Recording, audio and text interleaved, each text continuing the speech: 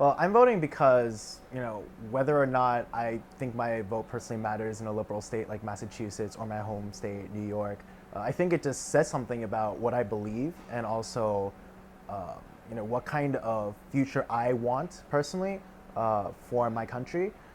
Trying to go through this voting process, I've tried to get myself educated and keep up to date with issues in a way that I might not otherwise in a non-election year. I'm voting because I have that right, and I know a lot of people who don't. I'm voting as an acknowledgement of the past, present, and the future, a legacy of civil rights where people from my community couldn't vote, and so I'm voting now, and I'm voting to continue to preserve that and to fight for rights for other minority groups in the United States. I'm voting this year because it's my first presidential election that I can vote in. I'm voting because I think politics, service, advocacy, and organizing are all inherently linked. So I think being involved in the political system and voting being one small step of that is critical to creating broad change in our country. I'm voting because I want to support the candidate who cares about the social issues that I care about.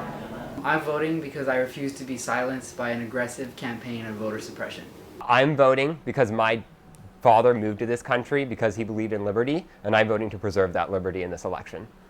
I'm voting in the November of elections because there is a clear difference between environmental policy between all candidates on the national and local scale. I'm voting in this election because as an immigrant, I know what it's like to live in a country where you don't have the right to vote. And I'm thankful that I'm an American citizen and that my voice matters. I feel like voting gives you this huge sense of empowerment. The idea that your voice matters and therefore that you matter is something that we find so rarely in our society. And so I think that that's just a beautiful message for anyone, that you count. I think people should vote because, one, it's their responsibility, and two, you can't complain about a system when you decide not to take the most basic forms of action in it. This year, women's voices will not only be heard, they will decide our presidential election.